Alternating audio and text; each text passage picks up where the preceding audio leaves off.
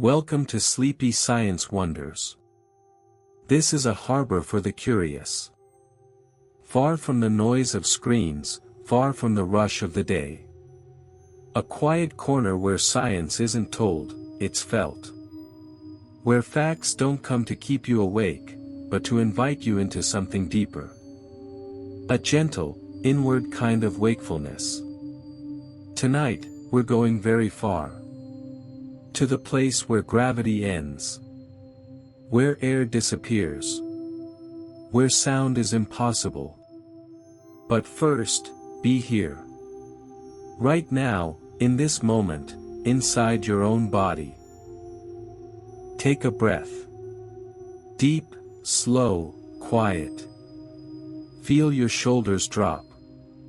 Your jaw soften. Your eyes grow heavier.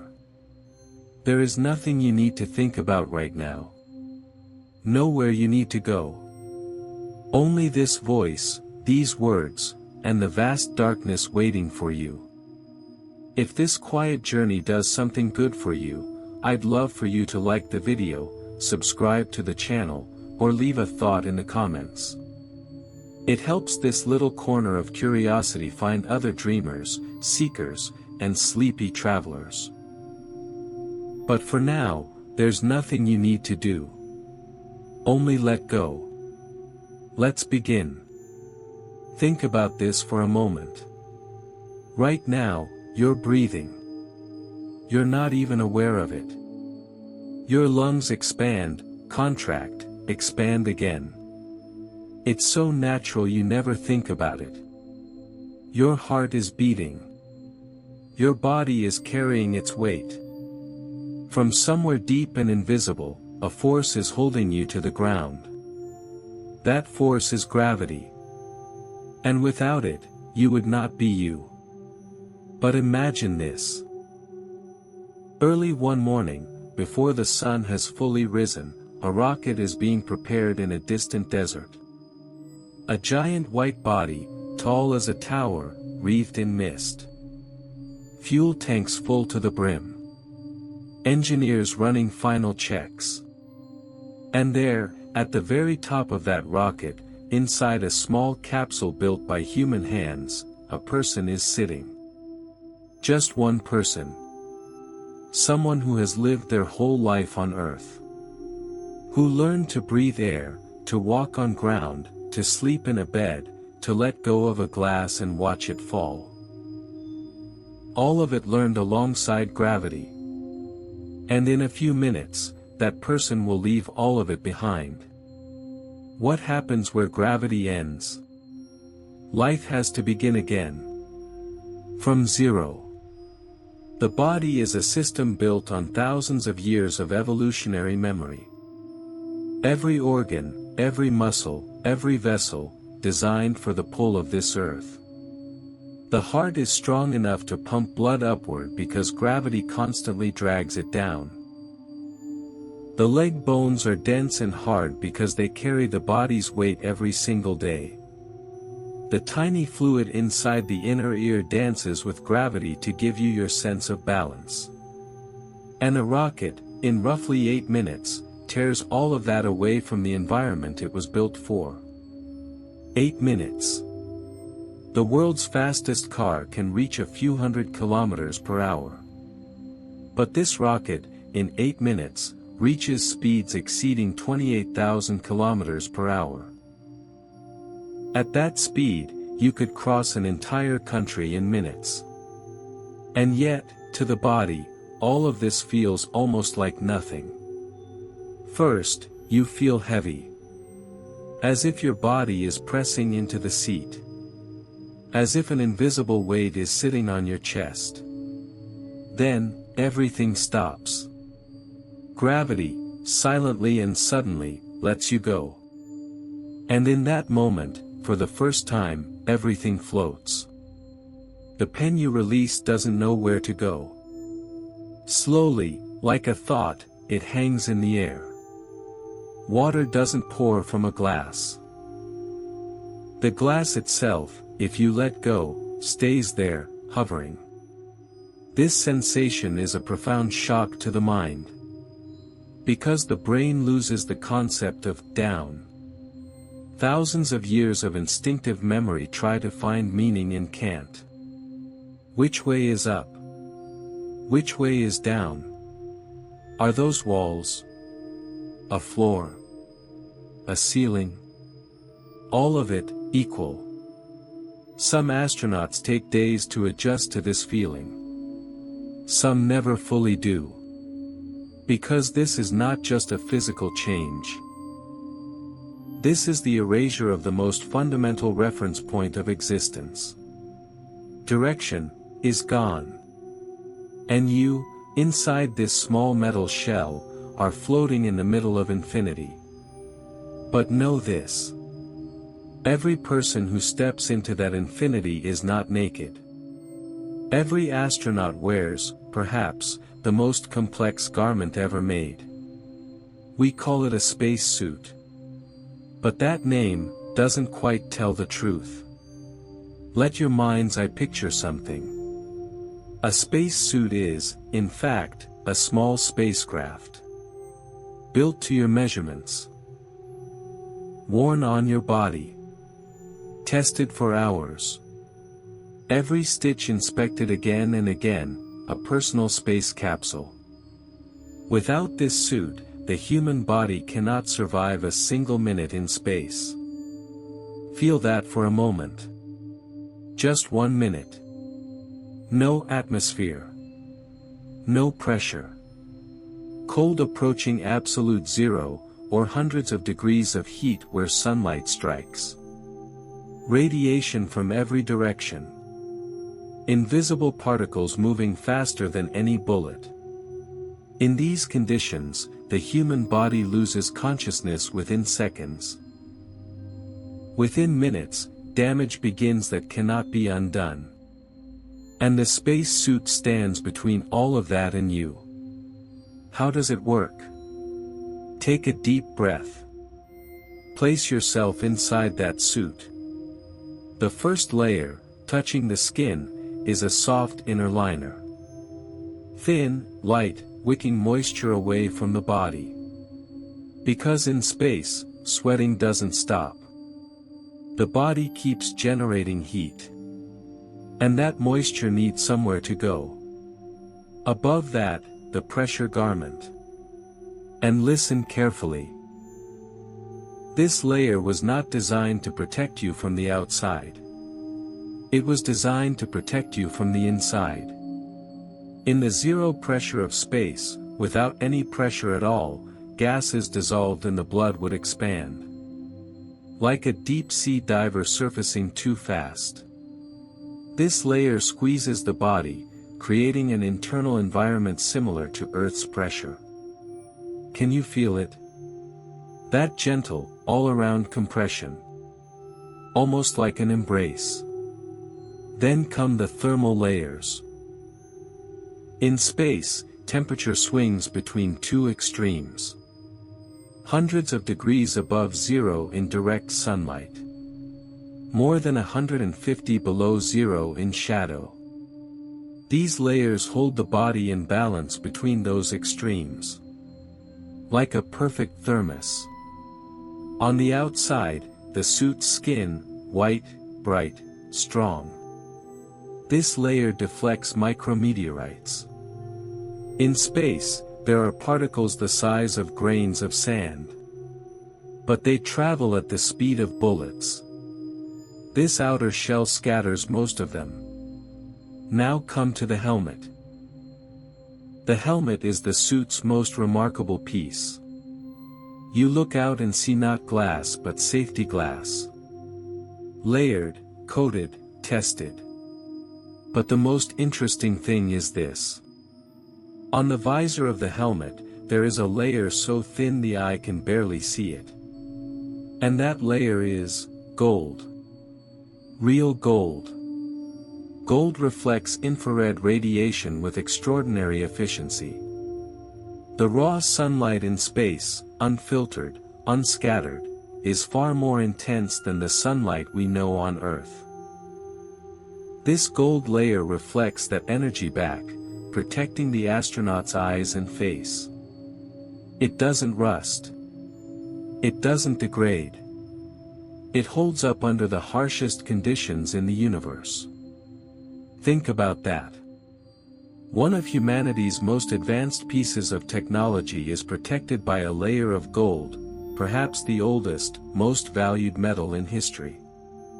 Sometimes the most modern solutions are hidden inside the most ancient materials. There is a backpack on the suit. But not an ordinary backpack. Inside, there are oxygen tanks for breathing. A system that filters the carbon dioxide breathed out. Cooled water circulating through tubes inside the suit to keep the body from overheating. Pumps. Fans. A communication system. And a measure of emergency oxygen. All of it, on your back. And if any one of these systems stops working, the astronaut has very little time. This is why every spacesuit is tested for hours before each use. Every stitch inspected. Every connection checked. A small mistake, a tiny tear, a slight leak, in the middle of infinity, there is very little chance of catching it in time. Now stop for a moment. Close your eyes. Or keep them open, either is fine. Imagine, you are inside that suit right now. Gently inflated. It takes a little effort to move. Every step is deliberate. Every turn, intentional. That backpack on your shoulders. A soft hum in your ear, the sound of systems running. And ahead, through your visor, a black void. Infinite, deep, not even blue, completely black. And there, far away, a tiny sphere. Blue. Wrapped in white clouds. Alive. Glowing. Earth. Your home. But right now, very far away. And you, inside this metal shell, inside this suit, inside this small oxygen bubble, are alive. All of space is outside. You are inside. But inside is, only as big as you. This is the reality of every step humanity has taken into space. We were not guests there. Space did not wait for us. It did not invite us. It did not create conditions for us to live. We went anyway. And we kept going. Every layer of the space suit is the physical form of that stubbornness. Every gold visor, every oxygen tank, every tested stitch, humanity's way of saying, I can exist here too. The body was not evolved for this environment. But the mind thought differently. And that difference changed everything. Come back to your body now. Right now, feel where you are. The surface beneath you. What your back and head are resting against. The weight of your feet or legs. Gravity is holding you. Invisible, silent, but always there. Your heart beats twice a second because it needs to send blood upward. Your bones are exactly as dense as they need to be right now. Your muscles are exactly as strong as they need to be to carry this body. All of it, calibrated for Earth. Programmed for Earth. Shaped for Earth. And tonight, in a few hours, as you sleep, this gravity will still be there. Still holding you. Still letting your heart pump, your bones stay strong, your balance remain. Feel the warmth of that invisible hand. The force that holds you. The space suit cannot carry that force. It can mimic it, wrap around it, provide the pressure the body needs. But the actual feeling, that weight, that sense of being rooted, no technology can fully give that. Astronauts understand this best. After weeks, months in space, when they return to Earth, the first thing they feel is the weight of gravity. Suddenly everything is heavy. Arms heavy. Legs heavy. Lifting the head takes effort. Some cannot stand. Some walk holding on. And some, with that weight, are moved to tears. Because that weight means home. Picture this in your mind's theater. Early morning, the sun barely risen. An astronaut has returned from a long mission. The capsule slowly entered the atmosphere, a core red flame wrapped around it, then a parachute opened, large and white, in the morning silence. It splashed into the ocean. A team came to meet it. The astronaut was carried to a rescue vessel. And there, on the deck, for the first time, breathed ocean air. Salt. Humidity. Warmth. Wind. And somewhere in the distance, a seagull crying. The astronaut closed their eyes and listened to that sound. Everything they'd last seen, last heard, last felt months ago, returning. And something inside them, unraveling. Because in space, there are no seagull calls. No wind. No salt smell. Nothing that can carry these things. They all belong to Earth. Only to Earth. Tonight, in this chapter, we looked at where the journey begins. To that threshold where gravity ends. To the engineering marvel inside the space suit. To the effort behind every layer, every stitch, every micron of gold on a visor. Humans were not born to go to space. But they went. Space did not wait for humans. But humans made it wait. And inside that irony, inside that stubbornness, inside that mixture of engineering, courage, and curiosity, perhaps we can find the essence of humanity. We are a species that goes even before conditions are ready. If there's no air, bring your own. If there's no pressure, create your own.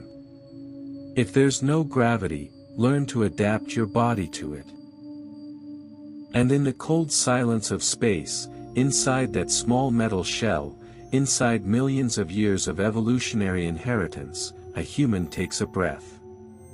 And continues. Come back to your body one more time.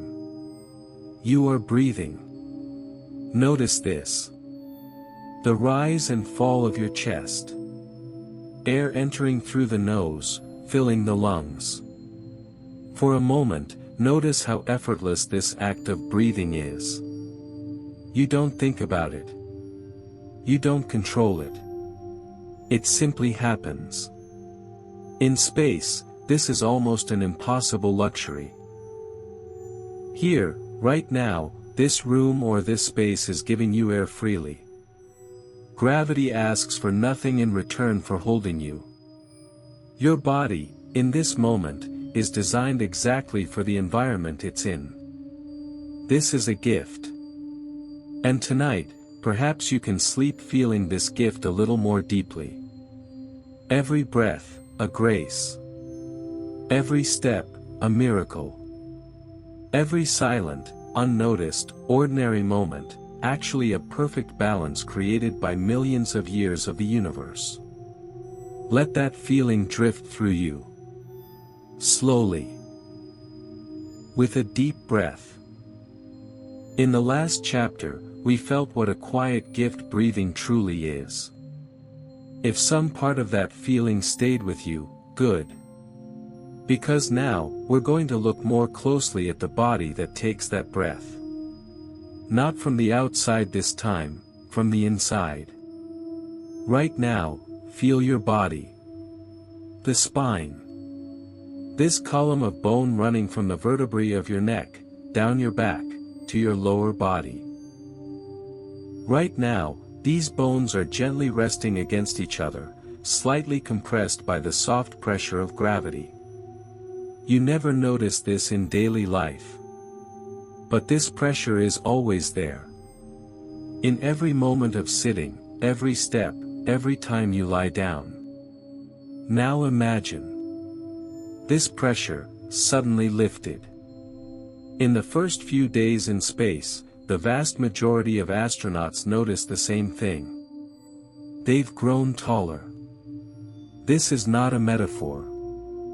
It's a real, measurable, recordable change. When the spine is freed from the weight of gravity, the cushioning tissue between vertebrae expands. These small gel-filled discs are normally compressed under constant weight. In weightlessness, that compression disappears. And the spine reaches its natural, unloaded length. This elongation varies from person to person, but it can reach several centimeters. Think about that. The body you've carried your whole life wasn't actually at its full possible height. Gravity was making you slightly shorter every day. And in space, in just a few days, that difference closes on its own.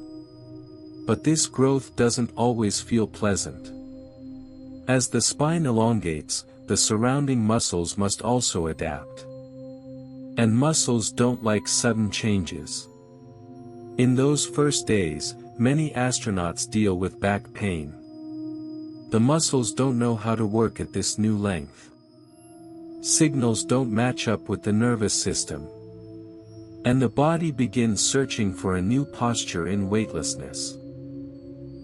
Over time, people in space develop a characteristic stance, slightly leaning forward, knees gently bent, arms floating in front. This is what the brain finds most sensible without gravity. But it also means that muscles never used in quite this way are suddenly being called on. And some muscles simply haven't developed to carry this new load.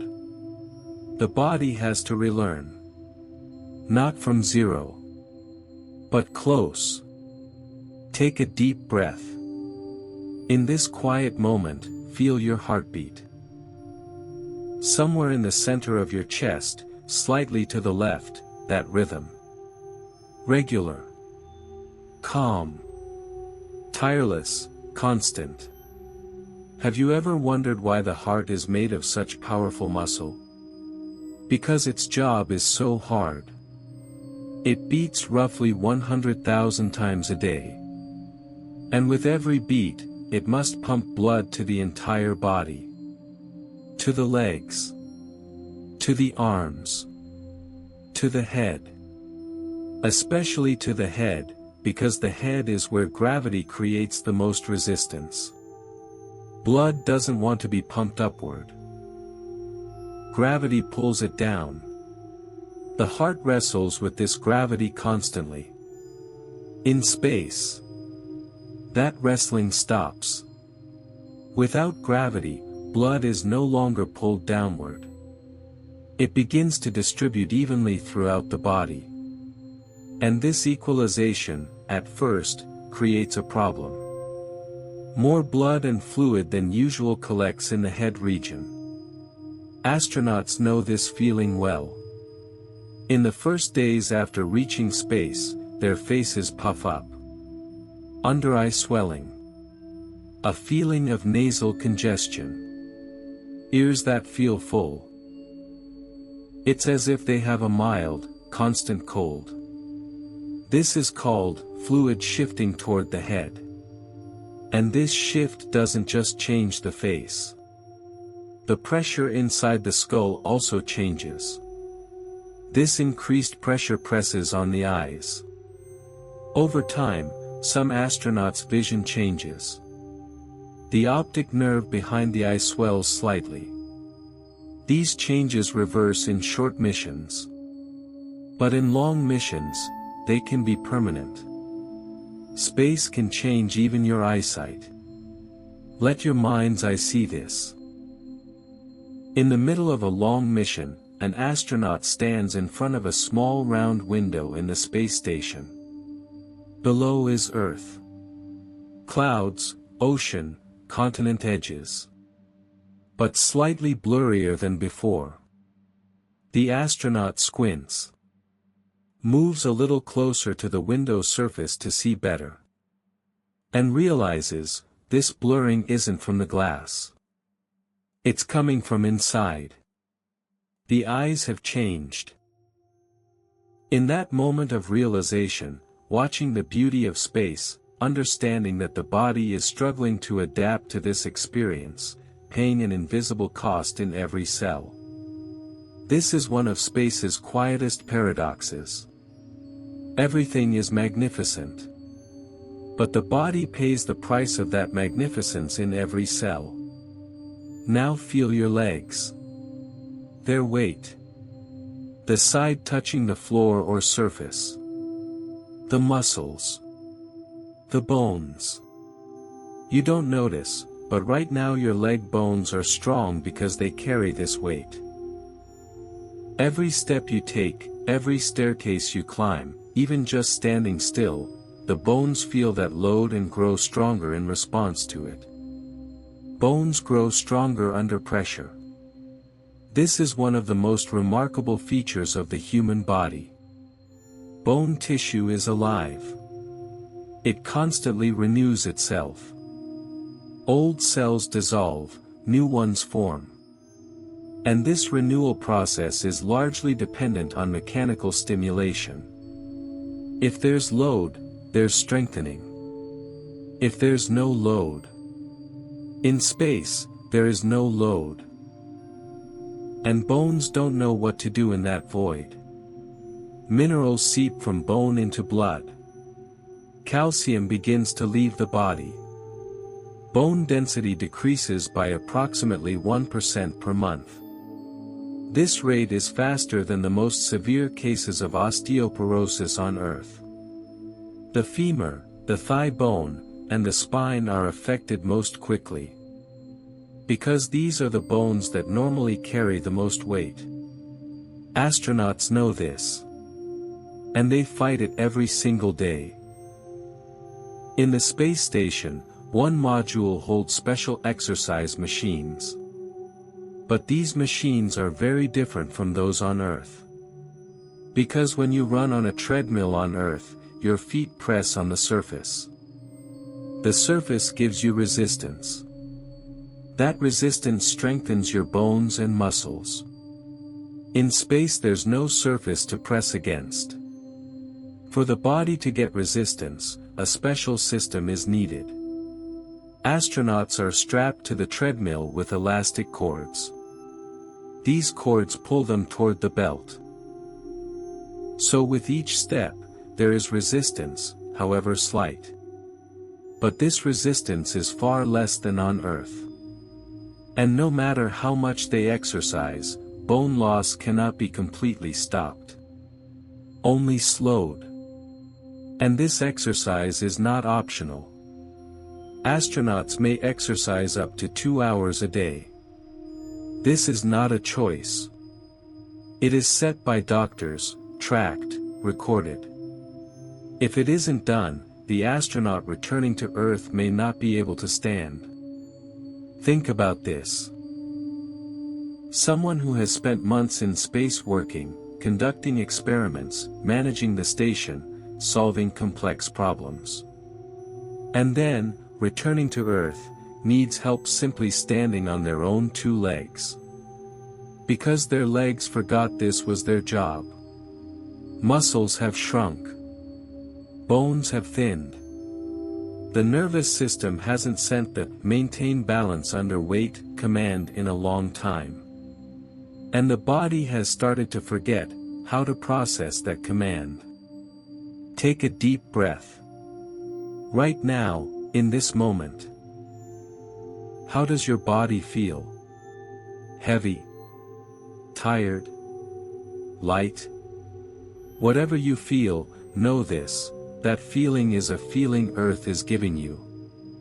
Gravity doesn't just pull you down. It creates you. Shapes your body. Strengthens your bones. Challenges your heart. keeps your muscles alive. An astronaut in space misses all of this. Sometimes without realizing it. Sometimes consciously. And some, in the middle of their time in space, find themselves longing for the most unexpected things. The feeling of weight. The feeling of sinking into a chair. Lying down on a bed and feeling your back press against the surface. These are things no one thinks about on Earth. But in space, they are priceless. Now something else. In space, the inner ear becomes confused. The balance system works by relying on gravity. Inside your ear, there are small fluid-filled canals. This fluid shifts with the movement of the head. And that shift sends the brain the information, which way is down, which way is up. Without gravity, this fluid moves freely. It sends signals the brain can't make sense of. And the brain becomes disoriented. This disorientation begins with nausea. The stomach tightens. The sense of balance disappears. Dizziness. Vision sometimes blurs. This feeling resembles seasickness. But it can be far more intense. Space sickness affects a significant portion of astronauts in the first few days. Some experience it very mildly. Others, in the first days when they should be beginning their work, lose time battling this sickness. The brain asks for time to accept the new reality. Picture this in your mind's theater. A corridor inside the station, where nothing is up and nothing is down. Walls, ceiling, and floor equidistant from each other.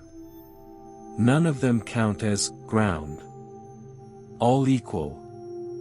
An astronaut passes through this corridor for the first time and pauses for a moment. They know which direction to go. There are notes, markers, arrows. But instinctively, they're lost. The brain keeps searching for down. And can't find it. This feeling can last from a few days to a few weeks. Gradually the brain builds a new reference system. It starts using walls, colors, light directions, the shape of the module. The feeling of down never truly comes back. But in its place, a new meaning map forms. Humanity's most advanced brain system reprograms itself. And this reprogramming isn't just for balance. It applies to everything. In space, even ordinary movement has to be relearned. On Earth, you release an object. It falls. That's simple. This reflex is so automatic you don't even think about it. In space, you release an object. It stays there. Drifts gently. Maybe, with a slight push, glides in another direction. The brain takes time to accept this new physics. And during that time, astronauts make small mistakes. The tool they set down isn't where they expected. They reach, but the object isn't there. Because that tiny push from their hand moved it slightly. Every movement, every grip, every release, relearned. Come back to your heart. Still beating. Still, without pause. In space, the heart must work differently. It no longer needs to make such strong pushes to pump blood from below upward. The load decreases. And the heart adapts to that reduced load. Its muscles relax a little. Its size slightly decreases. Yes. The heart can shrink. Like every underworked muscle, when the heart muscle doesn't need to work at full force for extended periods, it adjusts. Its volume decreases. And the heart of an astronaut returning to Earth is not immediately ready to perform at full capacity in a high-gravity environment. This is why astronauts don't try to stand up quickly after returning to Earth. Slowly, carefully, they sit up first. Then stand. And sometimes their heads still spin. Because the heart, suddenly forced to work at full strength again, may lag a few seconds. That lag can lead to fainting. Pause now. Among all these changes, notice one thing. The body isn't complaining. It isn't protesting. It isn't going on strike. It is sending signals, yes. There is pain, nausea, dizziness. But at the same time, it's adapting. A little more each day.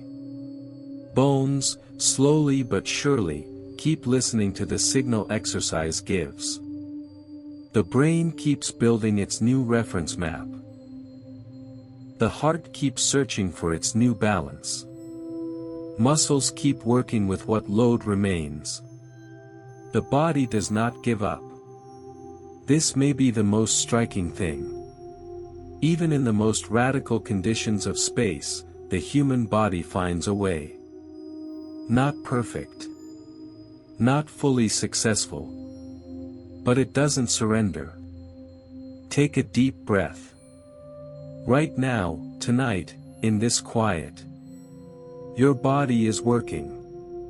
Invisible but constant. Beating your heart. Renewing your bones. Resting your muscles. Your nervous system is making preparations to let you drift into sleep tonight. And these preparations are the gift of millions of years of evolution. Shaped for gravity. Designed for this planet. For this air, for this light, for this weight. You belong to Earth. And Earth belongs to you. Tonight, feel the extraordinary adaptability of your body. The way existing itself, existing on this planet, breathing this air, happens inside such a delicate balance. An astronaut spends months in space longing for this balance. You are inside it right now. In the last chapter, we felt how the body begins relearning in space. How bones quietly thin. How blood redistributes. How the heart beats differently in a world without gravity. Now come a little deeper inside. Close your eyes, or keep them open. Either is fine. Right now, in this moment, notice the sounds around you. Maybe there's a sound in the distance. Maybe wind. Maybe a small noise inside your home. Maybe just your own breath. And now, notice your nose. Is there a smell? Maybe not. Maybe something very faint. Clean air. The cool of night. Something far away. Smell is humanity's most powerful and most ancient sense. A single smell can take you back years, to childhood, to a lost moment. A smell can stir emotions before words can form them. And space. Space has a smell. This sounds strange, doesn't it? Space has no air. Nobody can take off a helmet in space and try to breathe it in. And yet, astronauts have said the same thing again and again. Returning from a spacewalk, once the airlock closes and pressure refills, the moment the helmet comes off, a smell arrives. Some say hot metal. Some say welding fumes. Some say burnt steak. Some describe that sharp, electric smell you sense near high-voltage power lines. This smell doesn't come from space itself. It comes from molecules that cling to the outside of the suit. Solar particles, high-energy cosmic radiation, atoms in space, they interact with the surface of the suit. And that interaction leaves chemical traces. When the airlock is entered, these traces meet oxygen. And in that moment, a smell is born. Consider this. The universe has existed for billions of years. Galaxies spun, stars exploded, planets formed. And now you, through an astronaut removing a helmet in a metal room at the edge of space, can sense something no one in human history could have sensed before. The universe left a smell. It placed it there quietly, without your knowing. And you find it, in an unexpected moment, in a metal room, at the edge of space. This feels less like science and more like poetry. Now move to another sense. Taste. In your mind's theater, think of a food you eat often. Maybe one you love, maybe something from childhood, maybe something special. Remember that taste. How it spreads across your mouth. Its warmth. Its texture. Now imagine eating that same food in space. Would it be the same? It wouldn't. In space, taste changes. This isn't random. There's very specific physiology behind it. When there's no gravity, body fluids shift toward the head. Astronauts know this feeling well. A slight fullness. The feeling of a stuffed nose. Ears that feel blocked. As if they have a mild cold. But this isn't just a feeling. Physiologically, the sinus area swells. The blood and fluid pressure reaching the olfactory nerves changes. And the sense of smell dulls. Did you know that 80% of taste comes from smell? The taste buds in your mouth only detect salty, sweet, sour, bitter, and umami. The rest comes from the nose. Without smell, the experience of food narrows. Food becomes flat. Colorless. Taste collapses to one dimension. This is why, in space, astronauts request very different things. Hot sauce. Extra spicy food. Sour fruit drinks. Intensely aromatic beverages. Standard meals taste dull. Mildly salty things don't taste salty at all. Mildly sweet things feel almost plain. But sometimes the opposite happens too. Some astronauts find themselves eating foods they never liked on Earth. Because with smell dampened, they can now tolerate aromas that used to overwhelm them. Taste is not a fixed thing.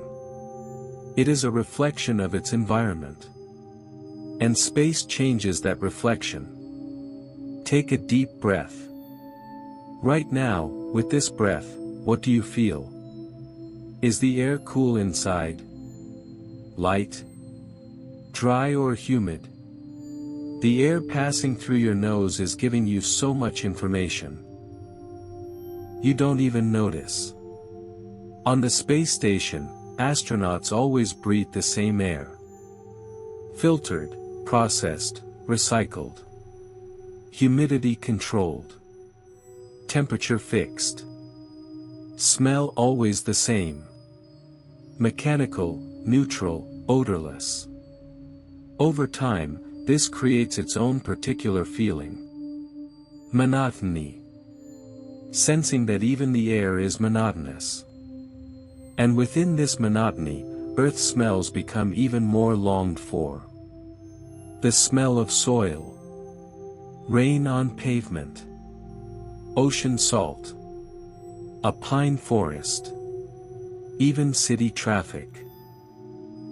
These things don't exist in space.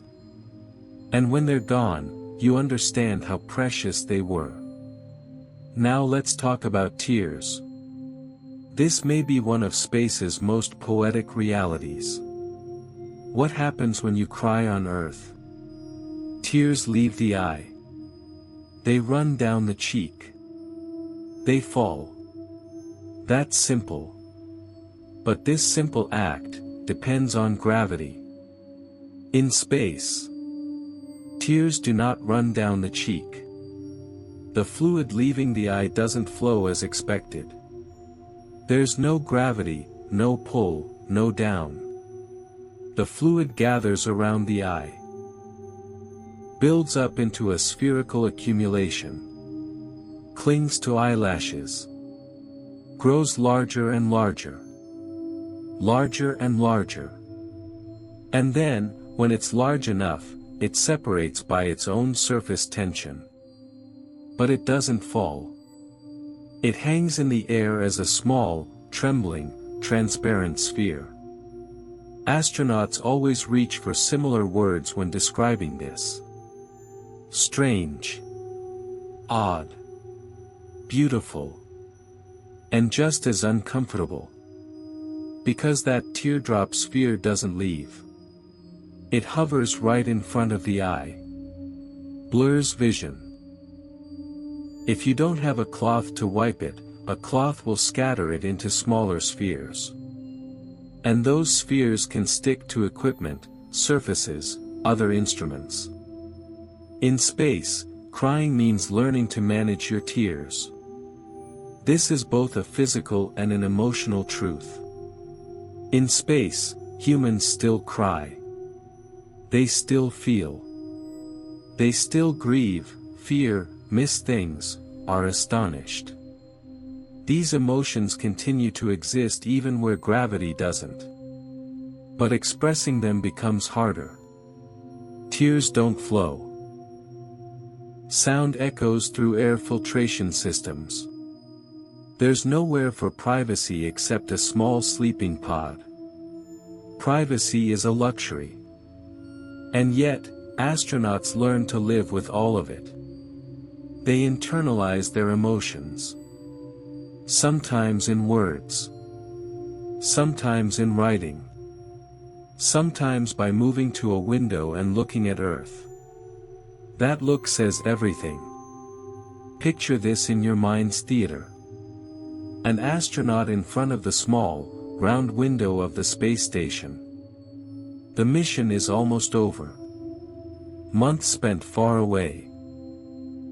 Family, home, loved ones, below. Inside that small blue sphere. Looking. And at the corner of the eye, a little teardrop sphere forms. Not running. Suspended. Round. Trembling. Inside that sphere, both distance and connection. Both exhaustion and gratitude. Both weariness and wonder. And that sphere is one of the moments the astronaut is closest to Earth. Not physically. Emotionally. Now space sickness. Space sickness resembles seasickness, but it goes deeper. The inner ear evolved to work with gravity. Small fluid-filled canals detect the movement of the head and send the brain, which way is down, information.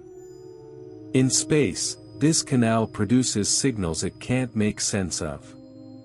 The eyes see a stable environment.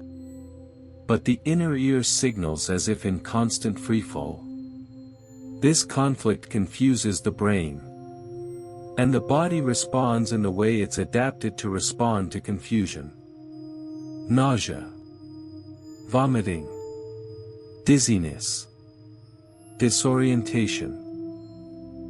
The majority of astronauts deal with space sickness in the first few days. Some have a mild experience. Others struggle to do their work during this period. Eating is hard. Working is hard. Sometimes even just staying still is hard. But the body endures. Always, within a few days, the brain establishes a new equilibrium. New references. New meaning maps. The nausea decreases. The sense of direction takes a new shape. And life continues. Isn't this adaptation remarkable? A system encounters a condition it has never faced before. And within a few days, it understands that condition. It adjusts itself. And it continues. The brain doesn't shut down. It doesn't surrender. It just learns. And this learning applies to all the senses. The longer the time spent in space, the more astronauts develop a new sensory language. From the vibration of the air, from changes in pressure, from the sounds of machines, they learn to understand the condition of the station. Sounds take on a meaning that's almost biological rather than mechanical. The fan's hum says one thing. The pump's rhythm says another. Smell, taste, balance, hearing, all rebuilt within a new framework. This is humanity's oldest ability. In every new environment, building a new sensory reality. Right now, in this quiet, feel your body's senses. The points where your skin touches a surface.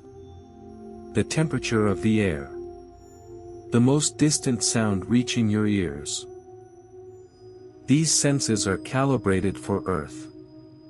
For this air, this light, this gravity. And tonight, with these senses, slowly, quietly, listen. The universe left a smell. An astronaut found it. And you, right now, carry this story inside you. Let it be carried.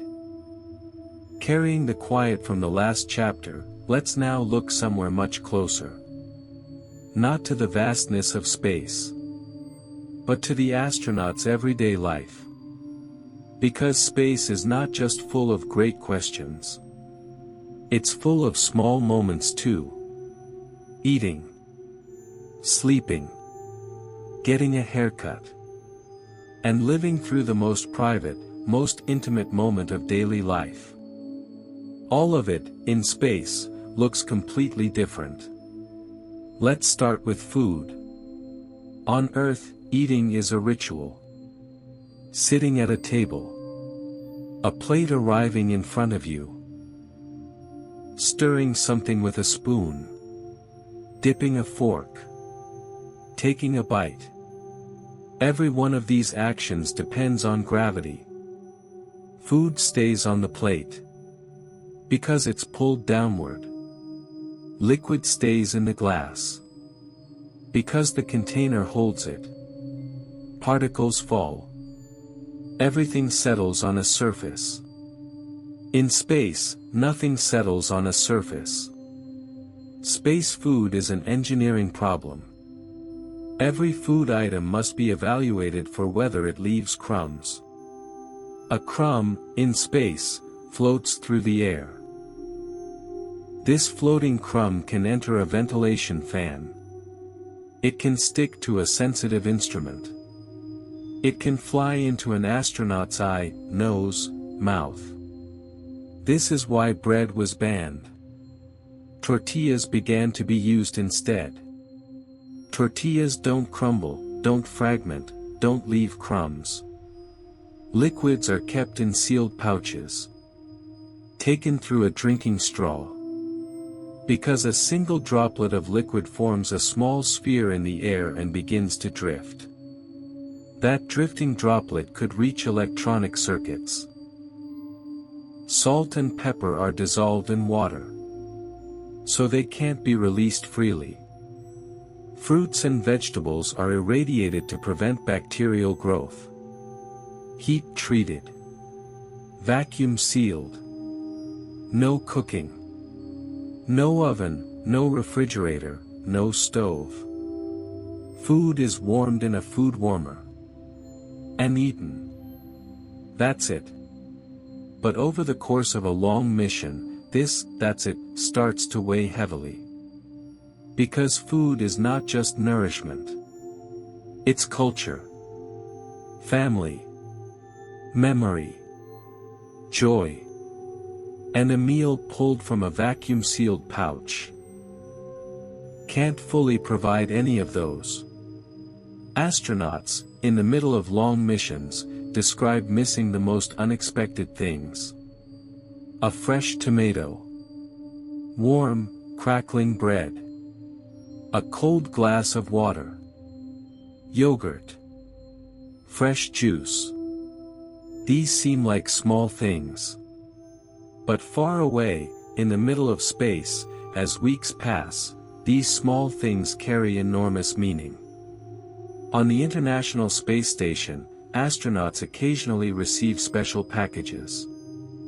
Fresh fruit, fresh vegetables. In these moments, the crew gathers together. A tomato or an apple is slowly sliced and shared. Like a celebration. Now move to sleep. Close your eyes for a moment. What is beneath you right now? A pillow? A mattress? A couch? Whatever it is, a surface is holding you. Your body, together with gravity, settles into that surface. Your weight makes itself felt. Is this feeling necessary for sleep? The brain thinks so. In space, sleep is one of the most unexpected challenges. There are sleeping bags attached to the wall. The astronaut climbs in, holds on to stay in place. Because if released during sleep, air currents will slowly move them around the room. And they'll bump into things. Sleeping pods are small, about the size of a closet. You climb in, close the door, quiet. But not quite. The space station never goes quiet. Fans run. Pumps click. Air circulates. Filters hum. And these sounds continue through the night. A constant, monotonous, mechanical backdrop. Astronauts put in earplugs. Listen to white noise. Or simply, over time, adjust. But adjusting takes time. And there's the light problem. The space station completes one orbit of Earth every 90 minutes. Every orbit means one sunset and one sunrise. That means, every 24 hours, 16 sunrises. 16.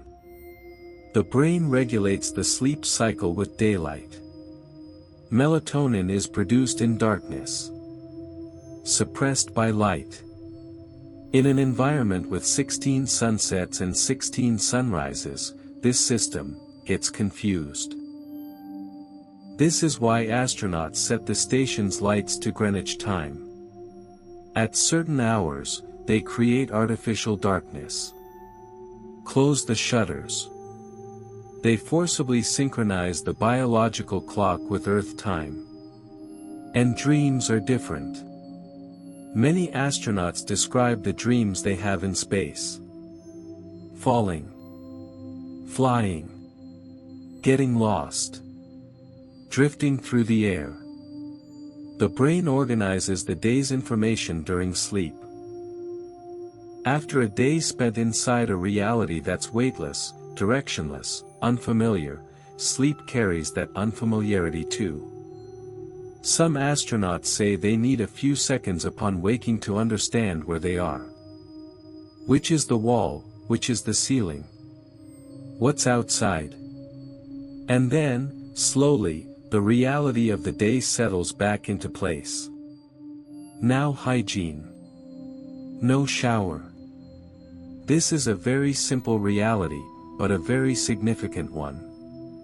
Water, if released freely in space, forms small, trembling spheres. These spheres drift through the room. Land on instruments. Stick to electronics. And even a liter of water, in this environment, becomes a potential problem. So astronauts wipe themselves with wet cloths. Use rinseless shampoo. Water is kept to a minimum. Every drop is counted. Hair is washed in a special bowl. Water is injected in, massaged in by hand, absorbed into a towel. It takes a long time. It's awkward. And in the end, it doesn't feel completely clean. But when it doesn't, how much that feeling is missed. A shower isn't just hygiene. It's a transition ritual. The end of the day. Washing away the dirt. Feeling the warmth of the water. All of these belong to Earth. And in space, the absence of these things gradually affects mood. Astronauts cherish small moments of personal care.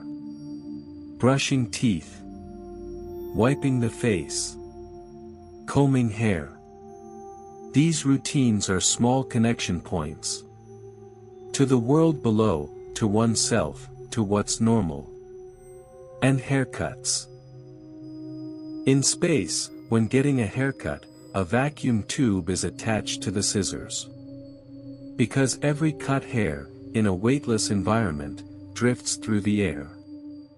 And these hairs can enter ventilation, fly into eyes, reach sensitive instruments. With the vacuum scissors, cut hair is directly suctioned in. But sometimes a strand escapes. And in corners of the station, solitary hairs drifting faintly are found. Now come to the most private topic. The space toilet. This is one of the most asked questions in astronaut interviews. And the answer is both an engineering marvel and a little strange. In space, the toilet works with airflow. No water. Water, if released freely, drifts through the air. In an enclosed environment, a large problem. Instead, precise air currents gently pull waste away from the body and into a sealed container. Solid waste is compressed, sealed. Eventually disposed of in cargo vehicles that burn up on re-entry. Liquid waste goes to the water recycling system. Yes. Astronauts drink their liquid waste back as purified water. This system passes through a multi-stage purification process. And the result is water purer than any drinking water on Earth. But the psychological distance between what you're drinking and knowing where it came from takes new astronauts some time to bridge. A day on the space station goes something like this. You wake up. First check the computer. How are the station systems? Air pressure, oxygen levels, CO2 concentration. Everything normal. Morning hygiene. Wet cloth. Toothbrushing. Getting dressed. Breakfast. From a pouch. Exercise. 2 hours. Mandatory. Scientific experiments. Reports. Communication with Earth. Rendezvous checks. System maintenance. Lunch. From a pouch. More experiments. More reports. Dinner. From a pouch. Maybe move to the window. Maybe take a few photos. Maybe watch Earth. Sleeping pod. A sunrise every 90 minutes. Close your eyes. Wait. And the repetition of this routine, day after day, is both protective and exhausting. Routine protects mental health. In an unfamiliar environment, predictability is a harbor. But at the same time, a fixed routine can deepen the feeling of isolation. Always the same walls. Always the same sounds. Always the same air. Astronauts learn to deal with this. They create small rituals. Special call times with family. Listening to music. Taking photos. Writing. These small things carry the big things. Right now, tonight, think of your own routine. This moment before sleep. Maybe you had something to drink. Maybe you brushed your teeth. Maybe you pulled a blanket up. These are Earth routines. For this planet. For this air. For this gravity. And tonight, inside this routine, you are safe. Slowly let everything go. The body is ready for the night. The kitchen and bed of the stars is far away. But you, right now, are exactly where you belong. Until now, we've looked inside space. At how the body changes. How the senses transform. How daily life rebuilds itself. Now we look outside. To the moment the airlock closes behind you, the station wall falls away, and the human body truly faces space. A spacewalk. Take a deep breath. Feel the place you're in right now. There are walls. A ceiling. A floor. Things protecting you. You may not see them, but they're there. An astronaut on a spacewalk leaves all of that protection behind. The airlock door opens. And outside is space. Infinite black. Unfiltered sunlight. Temperatures swinging between hundreds of degrees below and above zero. Radiation. Silence. Nothingness. And in the middle of this nothingness, a human being. Inside a suit. Connected to the station by tethers, steel cables. A backpack on their back. An oxygen supply. And inside, a beating heart. Every spacewalk requires months of preparation. Near Houston, there's an enormous pool containing a full-size mock-up of the station. Astronauts enter this pool in their suits.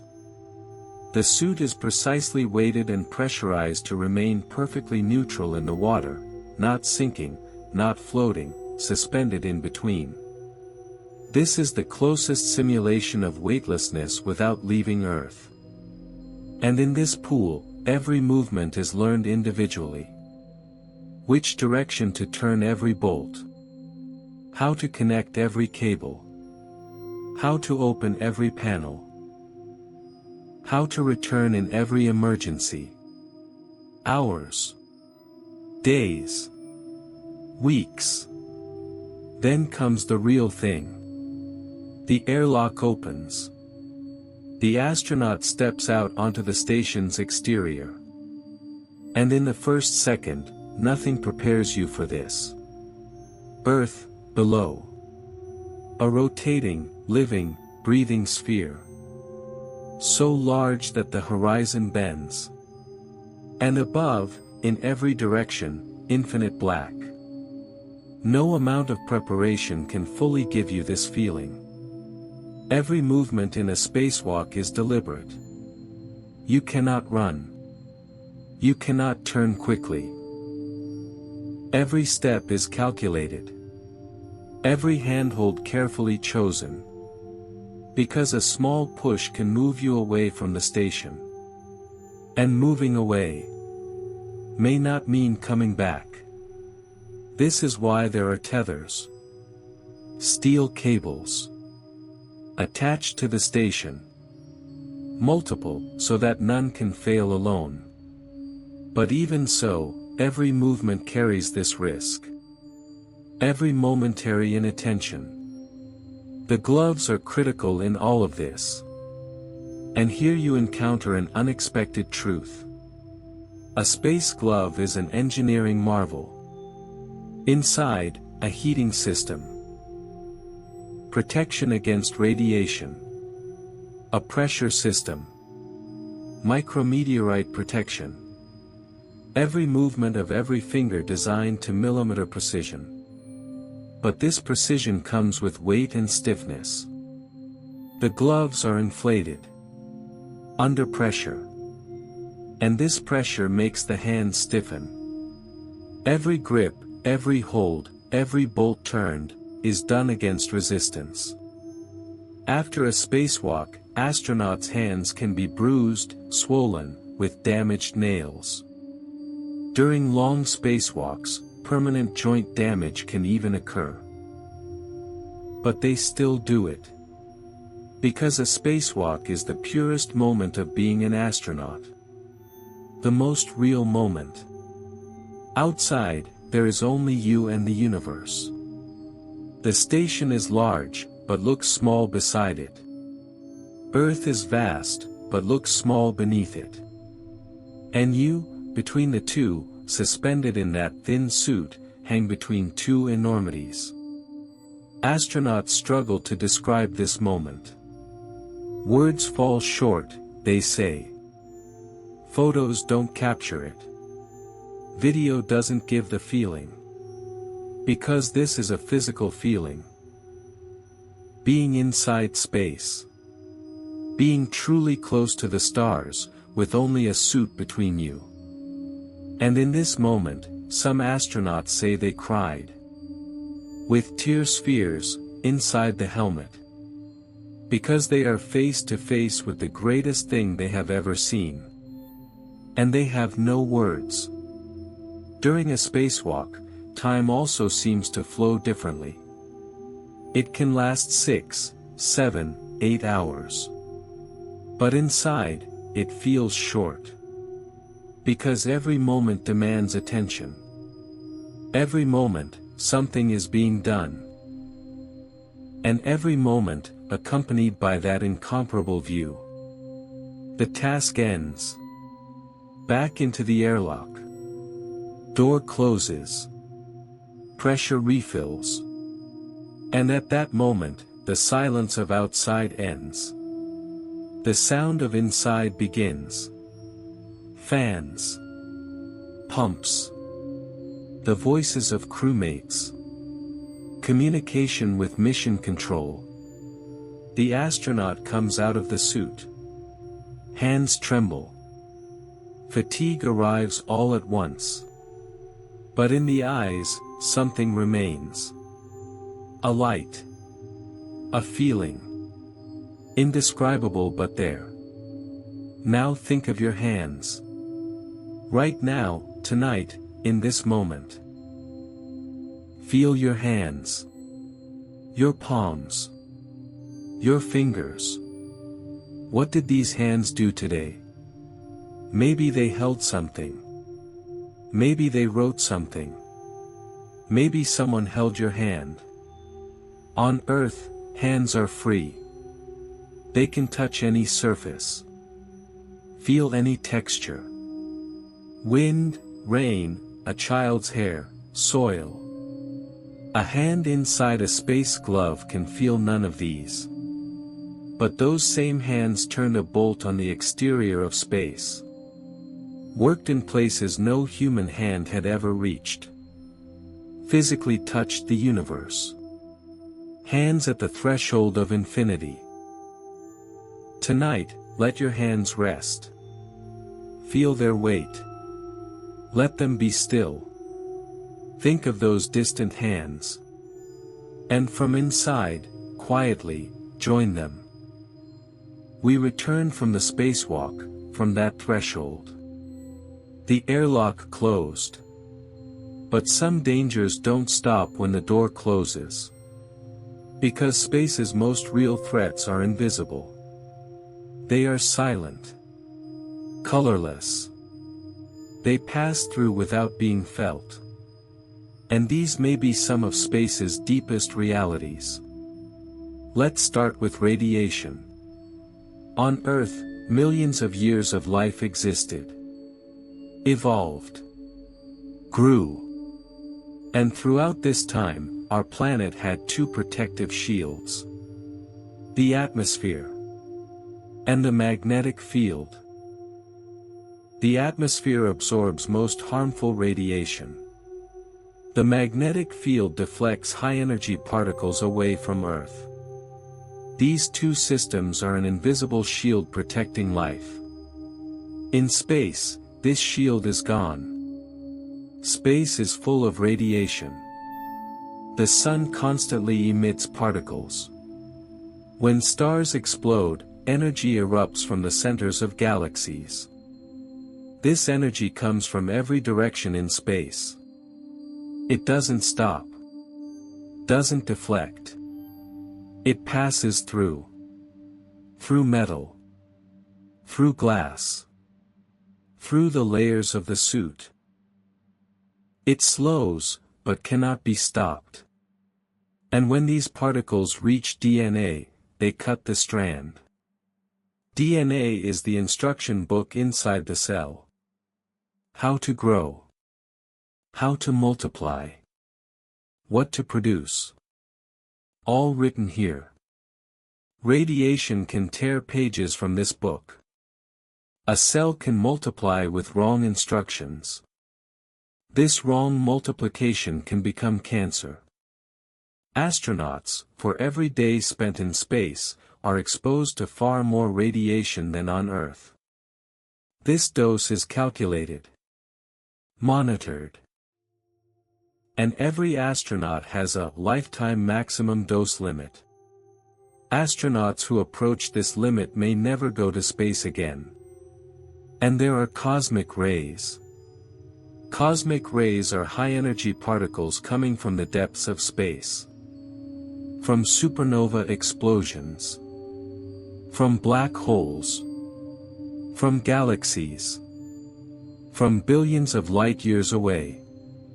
These particles travel at speeds approaching the speed of light. And they pass through everything. The station's metal walls. The suit's layers. Cell membranes. DNA. Astronauts, sometimes resting in dark spacecraft cabins, with eyes closed, see something. Light. Flashing, moving, momentary brightness. Eyes not open. But there. This is cosmic rays striking the retina or the optic nerve. No real light. But the brain interprets it as light. Space lets you see its own radiation. This is both fascinating and unsettling. Because these particles are passing through you without noticing. Silently. Every moment. Even behind closed eyes. Now micrometeorites. These are space's smallest and most dangerous inhabitants. Most are the size of a grain of sand. Some smaller. Some slightly larger. But all of them travel at tens, even hundreds of thousands of kilometers per hour. At this speed, a dust-sized piece can pierce metal. Shatter glass. Tear a suit. Look at the windows of the space station, if you ever get the chance. Every window has small pits on it. Craterlets. Each one, the mark of a passing micrometeorite. Windows accumulate these wounds. And when they reach a certain level of damage, they are replaced. But damage to a suit cannot be replaced. If, during a spacewalk, a micrometeorite strikes the suit, there is very little time. This is why space suits are layered. Each layer tries to disperse the particle before it reaches the next. The outer layer may tear. The inner layer may hold. But this isn't always enough. And fire in space. Fire in space is different from fire on Earth. On Earth, a flame stretches upward. Because heated air becomes lighter, rises. Cool air enters from below. This movement creates the familiar tongue shape of a flame. In space, there's no up or down. No air movement. A flame burns in a sphere. Blue, small, silent. Equal in every direction. Without buoyancy, smoke doesn't rise. It accumulates. And in that smoke, toxic gases. This is a very dangerous combination. A spherical flame is hard to detect. It burns at low intensity. But it consumes oxygen. And toxic smoke accumulates. A small flame starting in a corner of the spacecraft can, without triggering alarms, disrupt the life support system within minutes. This is why every material on the space station is tested. Non-flammable materials. Quick extinguishing materials. Minimum smoke-producing materials. And fire drills are regular. Every astronaut knows which door to close, which ventilator to shut off, where to find the fire extinguisher. In darkness and confusion, in a weightless environment. Space's invisible threats don't end here. There are solar storms. The sun sometimes has enormous energy eruptions. These eruptions hurl clouds of high-energy particles into space. And these clouds can reach the space station within hours. Earth resists these storms with its magnetic field. At the poles, we see it as a light show. The northern lights. But in space, this protection doesn't exist. A powerful solar storm can bring radiation levels inside the station to dangerous limits within hours. In these situations, astronauts retreat to the station's most protected section. Near water tanks, food stores, thick metal. These provide the best radiation shielding. And they wait until the sun calms. Picture this in your mind's theater. An astronaut looking at Earth through a window. Below, the planet's beautiful blue curve. Far away, stars. And then, an alarm from the computer. Solar storm. The astronaut says nothing. Calm. Training kicks in. Signals to other crew members. All together, they move toward the designated safe zone. Silent. Fast. Without panic. Because panic has no place in space. This calm isn't without feeling. Every astronaut is afraid. This is normal. But fear, together with training, is brought under control. Redirected. Converted into problem solving. This conversion may be the most important part of space training. Not how to learn information, but how to feel and still move forward. Right now, in this quiet, feel the presence of the invisible. Around you, right now, radiation is passing through. Cosmic particles. The sun's breath. The energy of distant stars. But Earth is protecting you. That great blue planet, with its magnetic field, its atmosphere, its very existence, is wrapping around you. This protection is always there. Unnoticed. Invisible. But real. Just like the threats of space, invisible.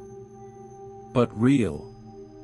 Tonight, inside this protection, quietly rest.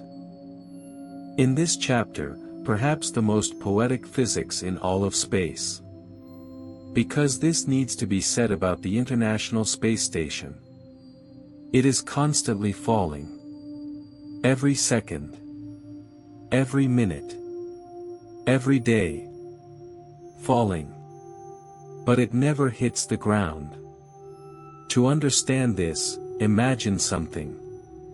You're throwing a ball. Horizontally.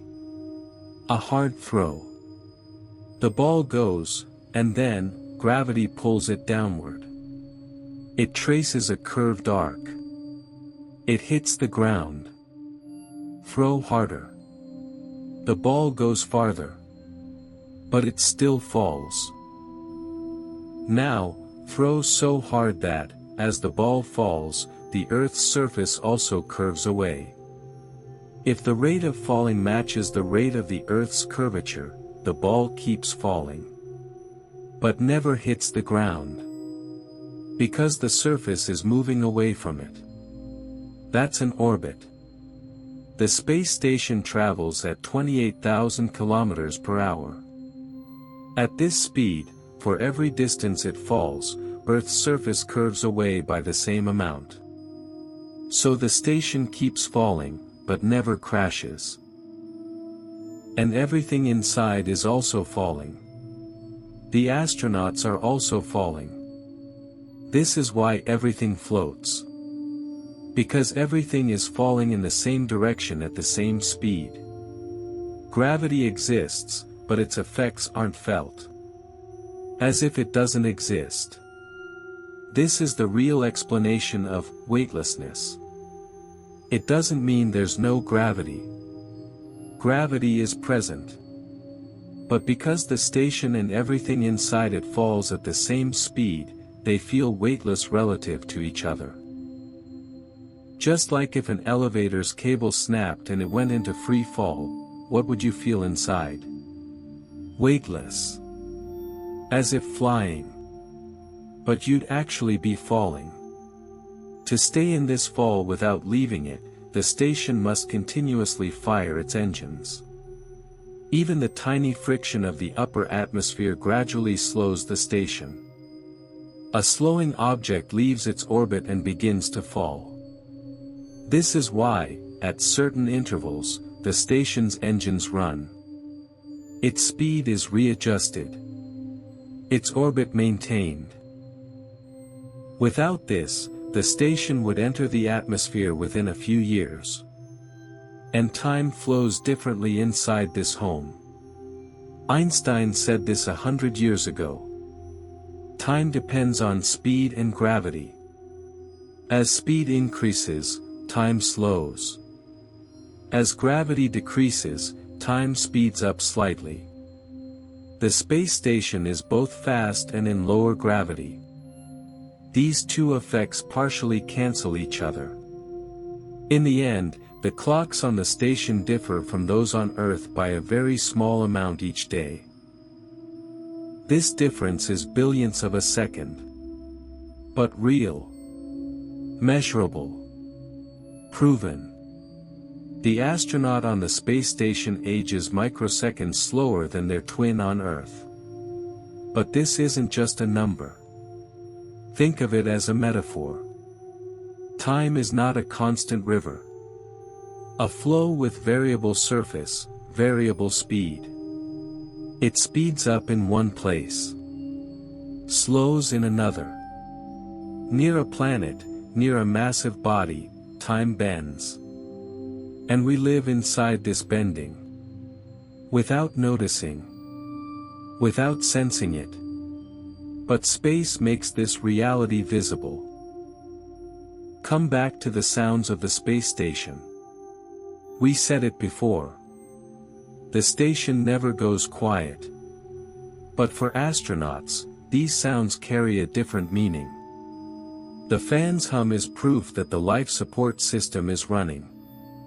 The pump's click is a sign that oxygen is circulating. The cooling system's sound is evidence that electronics are safe. Silence means danger. Astronauts come to know these sounds very well over time. When a fan's rhythm changes, it's noticed. When a pump sounds slightly different, it's heard. Even unconsciously, in the background, the brain listens to these sounds. And sometimes, other sounds occur.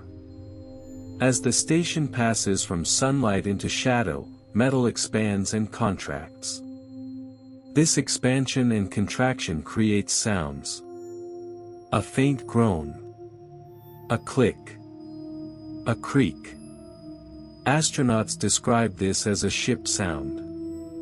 An old wooden ship on waves. A structure that swells and contracts, tightens and loosens. These sounds are unsettling at first. Then you get used to them. Then they become almost comforting. Because these sounds say the station is still working. And Earth through the window. One full orbit every 90 minutes. During this orbit, astronauts pass over different continents. Different oceans. Different storms. Different nights and days. A sunrise every 45 minutes. A sunset every 45 minutes. 16 times a day, the thin ribbon of atmosphere, that thin blue line cutting across the sky, turns from blue to violet, violet to red, red to gold. Different every time. Brief every time. And every time. Magnificent. Astronauts call this experience the overview effect. Looking down at Earth from above, something changes. Country borders are invisible. Continents look like living photographs. Oceans are genuinely blue. Cities, in the night's darkness, look like galaxies of light. And in that view, something becomes clear. Earth is one. All those borders, all those divisions, all those conflicts, on the surface of that small blue sphere. And that surface, in the infinity of space, looks so fragile. Many astronauts are changed people when they return to Earth. Not because of how great space was, but because of how small and how precious Earth appeared to be. Right now, tonight. Your body, on Earth's surface. Gravity holding you. Breathing air. Preparing to sleep. And above, hundreds of kilometers up, a home is falling. Constantly, silently, in perfect balance. People inside it. Working. Eating. Trying to sleep. And through a window, perhaps right now, they see you. As a small point of light on Earth's blue surface, in the middle of the night. This connection is real. There is distance. But there is connection. And tonight, inside this connection, let your eyes close. You can sleep in a falling home too. If the balance is perfect. From the space station, we go further. To Earth's nearest neighbor. The moon. The moon is there every night. Sometimes full. Sometimes crescent. Sometimes behind clouds, but there. Watching over Earth, silently, for billions of years. For thousands of years, legends were told about the moon. Poems written. Calendars built. Oceans felt its pull. And then, in 1969, a human stepped foot there for the first time. Picture that moment in your mind's eye. Neil Armstrong on the last rung of the ladder. Inside a black space suit. A tether in hand. And ahead, gray, dusty, untouched surface. He takes a step. The boot presses into the dust. A print settles there. That print is still there. The moon has no wind. No rain. No air. No erosion. The footprints left by the Apollo astronauts haven't changed since that day. Even if millions of years pass, unless a significant meteor strikes, those prints will remain.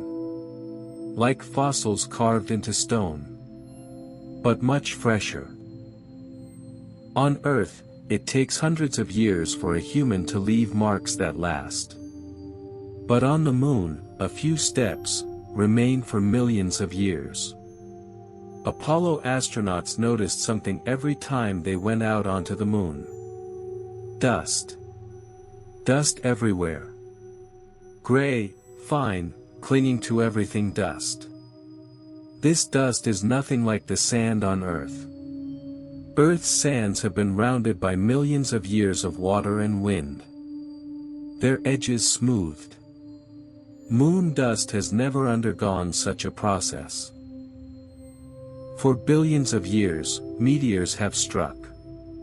Each impact made the dust a little more fractured, a little sharper. But there was no water, no wind to soften it. The result, microscopically sharp-edged particles. This dust clings to spacesuits. And once it clings, it doesn't want to leave. Electrostatic charge holds it. Apollo astronauts shook their suits after every moon walk. But the dust was always still there. It worked its way into equipment. Wore down seals. Clogged filters. And perhaps most striking, the smell. After entering the module, when helmets were removed, the smell of moon dust arrived. Burnt gunpowder. Everyone said the same thing. Burnt gunpowder, or a discharged rifle. A sharp, electric, mineral smell. This is the product of a chemical reaction. Moon dust, upon contact with oxygen, reacts with the iron and silicon-based compounds inside it. And in that moment, the moon leaves a smell. Moon dust is one of the biggest challenges for future missions. Apollo missions were limited to a few days. But if a permanent lunar base is planned, dust will be everywhere. In suits. In air systems. In machines. These sharp particles, if they reach the lungs, can behave like fiberglass. Like asbestos. Fine cuts can cause deep damage. Engineers are searching for solutions. Electrostatic shields. Dust-repelling coatings. Special airlock systems. But right now, there's no complete answer. The lunar surface is beautiful. But its dust reminds us that every beauty has a price. Now talk about the moon's gravity. The moon has 1/6 of Earth's gravity. What does this mean? Someone who weighs 60 kilograms on Earth would weigh only 10 kilograms on the moon. But their mass is the same. What changes is the strength of the pull. In this low gravity, every step is different. If you've seen videos of Apollo astronauts, you've seen that strange bounding walk. Every step far longer than on Earth. Every jump much higher than expected. An astronaut has imagined running around the moon's horizon. Theoretically, possible. The moon's circumference is about 11,000 kilometers. But the curvature of the horizon is much more pronounced than on Earth. In low gravity, long, fast steps can be taken. With a suit, with heavy equipment, it would be difficult. But in a theoretical calculation, a human could cover this horizon in a surprisingly short time. Something impossible on Earth. Walking on the moon is encountering another reality entirely. The sky, even in daytime, is black. Because there's no air, sunlight doesn't scatter. No blue sky forms. The sun stands as a bright, sharp white point. And surrounding it, in every direction, stars. Stars in daytime. No earth dweller can ever see this view from the ground. And the moon is silent. Absolute silence. The human voice comes through a speaker inside the suit. The sound of footsteps is felt through the suit's vibrations. Outside, with no air, there is no sound. Even if something exploded, it wouldn't be heard. Even if something fell, everything would happen silently. This silence is different from the silence during a spacewalk. Because there, the station is nearby. Connection is felt. On the lunar surface, the station is also far. And this silence is more absolute. In the future, humans will return to the moon. This time for longer. And perhaps, these visitors will make the moon a home. New prints will be added next to the Apollo astronauts' prints. These prints will one day be preserved like an archaeological site. Because these prints are evidence that humanity stepped onto another world for the very first time. And those prints are still there. Unchanged. Waiting. Gray and silent. Right now, look at your window or ceiling. If the moon is visible tonight, think about it.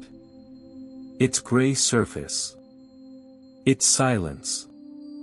Its dust. And there, the print of a human being that will remain for millions of years. That print will continue to exist. Even when we're gone. This thought both makes you small and makes you large. Small and large, at the same time. Close your eyes. Turn inside this duality. Going further than the moon. To the surface of the red planet. Mars. Mars has occupied the human imagination for a long time. Thousands of years ago, observers saw a red glow in the sky. They assigned it to the god of war. Because its color recalled blood. And that color is still there. In the night sky, red, steady, glowing differently from other stars. Mars is waiting. We now know a great deal about Mars's surface. Robots went there.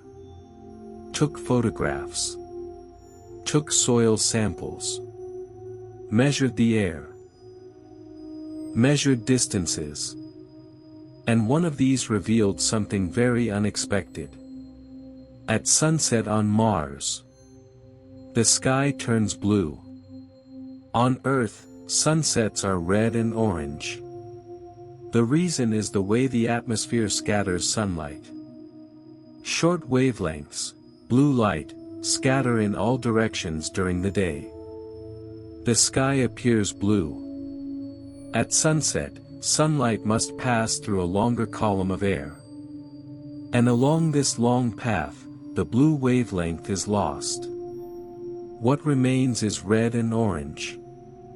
On Mars, the exact opposite happens.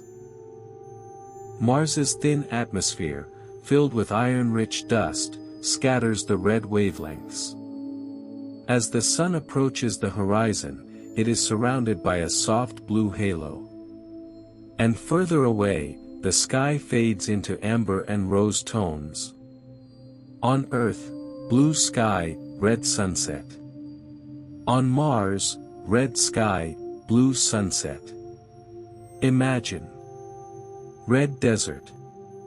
In every direction. Flat, granite-hard volcanic rocks. Far away, a mountain ridge. The sun, small and faint, appears smaller than on Earth because Mars is farther away. And as that sun descends toward the horizon, it is surrounded by soft, dreamlike blue light. This view has never been seen by human eyes. Not yet. But robots have seen it. And those photographs still travel across computers, tablets, screens. The red planet keeps blue dawns hidden inside it. Mars has other secrets too. Mars has seasons. But different from Earth's seasons. Mars takes almost twice as long as Earth to orbit the Sun. This means a Martian year is almost 2 Earth years long. And seasons are twice as long. The Martian winter is long and harsh. Temperatures drop far below what we experience on Earth. Carbon dioxide freezes out of the atmosphere and settles at the poles. This storage slightly changes atmospheric pressure. When summer comes, this frozen CO2 evaporates. Winds arise. The Martian summer is relatively mild. But mild is relative. Temperatures are still in the negatives. And the storms. Mars is an angry planet. A dust storm beginning in a small region can, within days, cover the entire planet. Global dust storms are massive events that truly swallow Mars, erase it, reduce it to a single color. During these storms, sunlight is almost completely blocked. Even at midday, the light becomes so dim it looks like night. This situation can last for months. The Mars exploration rover Opportunity died in a dust storm. Its solar panels were covered in a layer of dust. It couldn't generate energy. And Opportunity fell silent. Its final communication with NASA broke many hearts. Battery low. Sky dark. These words described a robot situation. But everyone felt something. Because Opportunity walked those red lands for 14 years. Every step, on behalf of humanity. And landing on Mars. Perhaps the most difficult problem in space engineering. On Earth, the atmosphere is thick. Parachutes can be used to slow down. On Mars, there is atmosphere, but it's very thin. About 1% of Earth's atmospheric density. This thin air is both too thin and not thin enough. Too thin because it doesn't fully work the parachutes. Not thin enough because you can't ignore it entirely. This dual problem is known as the 7 minutes of terror. A vehicle entering Mars's atmosphere takes about 7 minutes from atmospheric entry to surface contact. During these 7 minutes, everything must work perfectly. Heat shield. Parachute. Retro rockets. Landing system. And during these 7 minutes, it's too late to send commands from Earth. Even at the speed of light, a signal from Mars to Earth takes over 10 minutes. The vehicle must act on its own. Every vehicle that has landed on Mars had to pass through these 7 minutes. Some couldn't. Some crashed at the last moment due to something going wrong, burned up, fell silent. But those that made it are there. Working. Taking photographs. Analyzing soil. Measuring air. And one day, a human will experience this landing moment. Will sit in their seat. Will watch the screens. Will count the 7 minutes. And their feet will touch the red soil. Breathing on Mars is a matter of technology. 95% of Mars's atmosphere is carbon dioxide. Oxygen traces less than 0.1%. No human can breathe this air. If they tried, no usable gas would enter the lungs. This is why, on Mars, every breath must be produced. NASA has already sent the Mars Oxygen In Situ Resource Utilization Experiment to Mars. This small device succeeded in separating carbon dioxide in the Martian atmosphere through electrolysis and produced oxygen. On Mars, for the first time, oxygen was produced for breathing. This is a small experiment, but it's one stone on the path toward humans living on Mars. And one day, the first human will step on Mars. That moment will be one of history's greatest. But perhaps what that person will feel won't be so different from what Neil Armstrong felt. A foot touching the surface. A deep breath. And around, in every direction, red soil. And far away, very far away, a blue dot. Earth. Tonight, think of Mars's blue sunset. In the middle of the red horizon, the fading sun. And around it, a soft blue halo. No one has seen this view firsthand. But there are photographs, data, calculations. And one day, a human will stand before that horizon. And will feel this moment. Maybe we'll cry. Maybe we'll smile. Maybe we'll simply look. And that look will reach out from there and embrace all of humanity. Because that first step will be everyone's step. In this chapter, we go somewhere more abstract. To the place where atoms, particles, and matter itself behave differently. To the edge of everything we know. In space, metal pieces can bond together without welding. This is true. Tested. Observed. It's called cold welding. On Earth, if you place two metal pieces on a surface, they don't stick together. Because between them there's an invisibly thin layer of oxygen and moisture. This layer prevents metal atoms from merging. In space, this layer doesn't exist. In a vacuum, if two metal surfaces make contact, atoms merge. The boundary disappears. Two pieces become one piece. This is both fascinating and dangerous. In spacecraft, metal pieces should not touch each other unnecessarily. Some parts need to move. A robotic arm must open. A panel must fold. A door must open. But cold welding prevents these movements. This is why metal surfaces on spacecraft are coated with plastic, ceramic, special coatings to prevent atoms from making direct contact. Because in space, contact means union. And matter takes different shapes in space. On Earth, when a crystal grows, gravity affects it. Gravity pulls molten material downward. Density variations occur. The crystal grows with imperfections. In space, this gravitational effect doesn't exist. Crystals can grow with perfect symmetry. Every atom settles exactly in place. No distortion. No bending.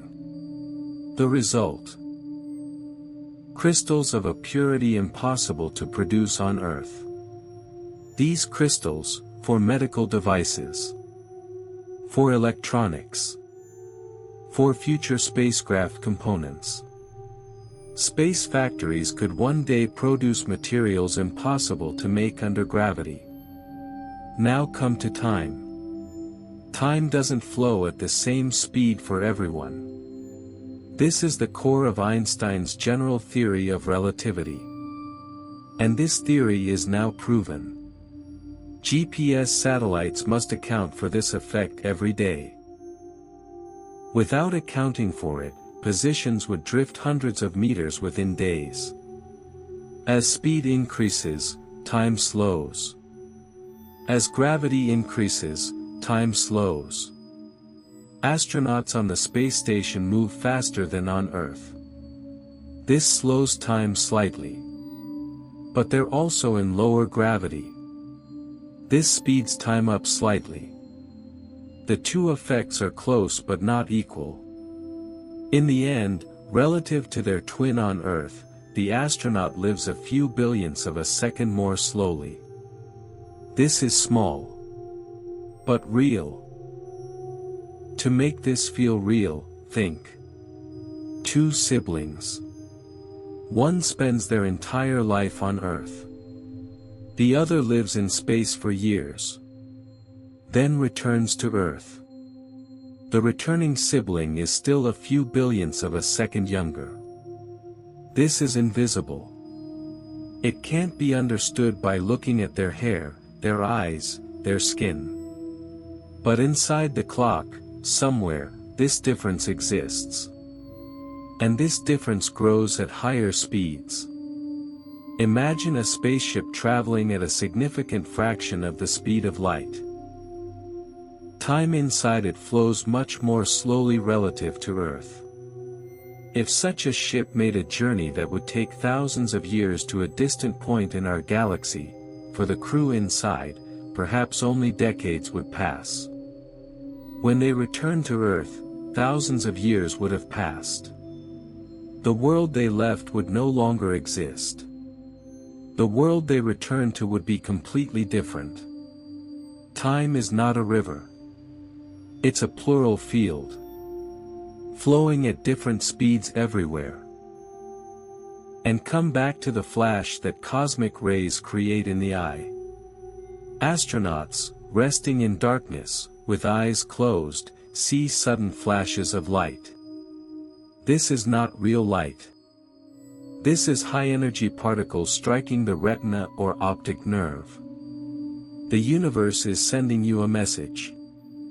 The energy of a distant supernova exploded millions of years ago. That energy traveled through space. And now, in an astronaut's closed eyes, it created a flicker on the retina. A light from the past. Felt in the present. Space is not a time tunnel. But time stretches in space. The past leaves traces in the present. A star's light, even if that star no longer exists, still reaches us. Every star we look at is an image from the past. You're looking at a star. And actually, you're seeing that star as it was hundreds, thousands, millions of years ago. The sky is a museum of time. Tonight, if you can see the sky through a window, look at a star. Or imagine the sky. The light coming from that star, from so far away, traveled for years. And arrived exactly to you, exactly tonight. Is this meeting a coincidence? Maybe. Or maybe this is how the universe works. Every light, sooner or later, reaches an eye. And you, tonight, are the eye that light reached. Let this thought drift through you. Timeless, directionless, boundless. Time bends. The universe expands. And you, inside this expanding, bending space, quietly stand in the now. From the physics of space, we move to the future of space. To a future where humanity might move there, grow there, continue there. This chapter is about seeds. Real seeds. And metaphorical seeds. On the International Space Station, in one corner, there is a small growth chamber. Inside, under special LED lights, in special growing medium, there are small seeds. And these seeds sprouted in space. This wasn't easy. Plants evolved alongside gravity. Roots grow downward, because gravity pulls downward. Stems reach upward, because light comes from above. In space, These directions don't exist. Which way should roots grow? Which way should the stem reach? Engineers spent years solving this. Special container designs. Mixing nutrients into gels instead of water. Fine meshes to guide roots. Fans around seeds to provide proper airflow. And finally, lettuce grew in space. Astronauts ate this lettuce. Grown in space, harvested in space, consumed in space. This is a small step. But think about what a significant meaning it carries. Food coming from Earth, on a journey that could take months, could run out. Could spoil. Could be insufficient. But if you can produce food in space, you can travel to a distant planet. And there, grow your own food. On Mars, on the Moon, perhaps other places too. Space farming nourishes not just stomachs, but minds. Astronauts say they feel something when eating that lettuce leaf. Fresh. Real. Alive. In space's sterile, mechanical, packaged world, a green leaf feels like home. And this feeling, on long missions, is priceless. Now come to rotating habitats. Without gravity, bones dissolve. Muscles weaken. The heart shrinks. We know this. The longest-term solution is to create artificial gravity. How? By rotating. Imagine a giant wheel. In space, slowly rotating. People living inside, pushed outward by this rotation, just like water in a turning bucket. This recreates the sensation of gravity by using centrifugal force instead of relying on a planet. Design concepts include giant rings in orbit, spinning space stations, or even rotating cities built near the Moon or Mars. People inside would be able to walk, sleep, and work on curved inner surfaces that feel completely flat underfoot. Growing food, keeping pets, and raising children would all become easier in a world with simulated gravity. If it works, these spinning homes could become the first real places where humans live permanently in space. And space debris. This isn't a romantic topic. But it's real. Around Earth, there are thousands of active satellites. And alongside them, tens of thousands of inactive objects. Old satellites. Rocket parts. Paint chips. Fragments from collisions. These travel at bullet speeds. These pieces pose a real risk of striking active satellites or the space station. And every collision creates more pieces. Each piece can collide with something else. And this chain reaction. The Kessler syndrome. If this process can't be controlled, the area around Earth could become an impenetrable cloud of debris. No satellite could survive there. No spacecraft could pass through that altitude. Humanity would be imprisoned on Earth by its own trash. Why does this matter? Because space is not infinite. Or more precisely, orbits are limited.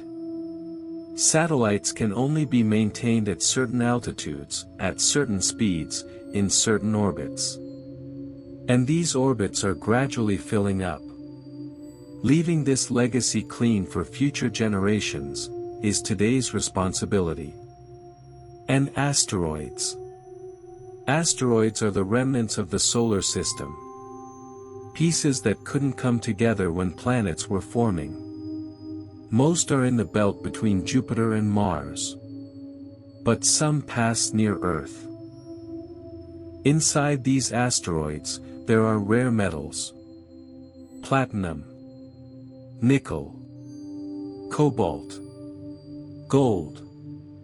The value of these metals inside a single asteroid could exceed the sum of all mines on Earth. And alongside that, water. In frozen form, inside ice.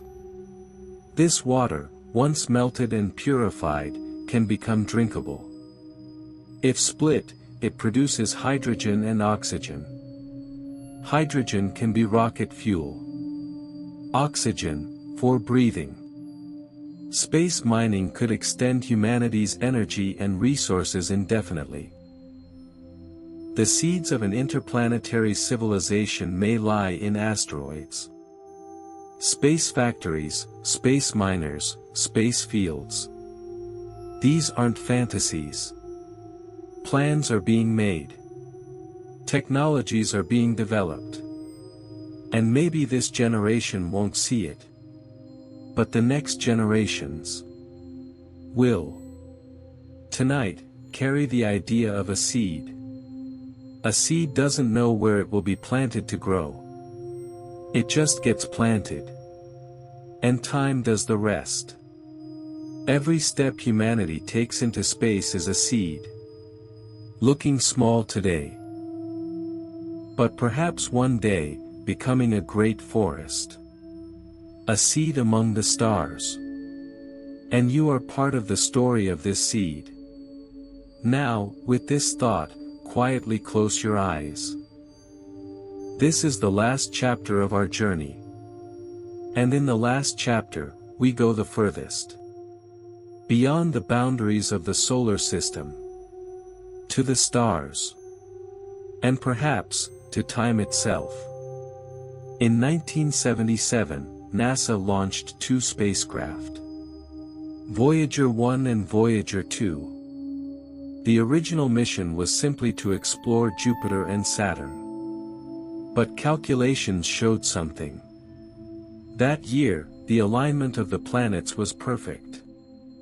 Lined up one after another. A single craft could visit all 4 giant planets.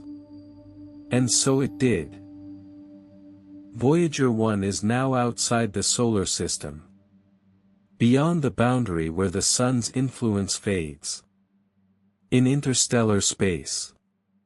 More than 20 billion kilometers from Earth. Making sense of this distance is hard. Light takes over 20 hours to cover this distance. And Voyager 1 is still sending messages. Very faint. A 20-watt signal.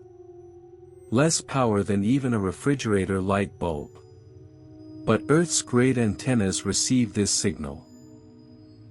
And those signals carry scientific data about the magnetic field, particle measurements, and cosmic radiation counts beyond the solar system.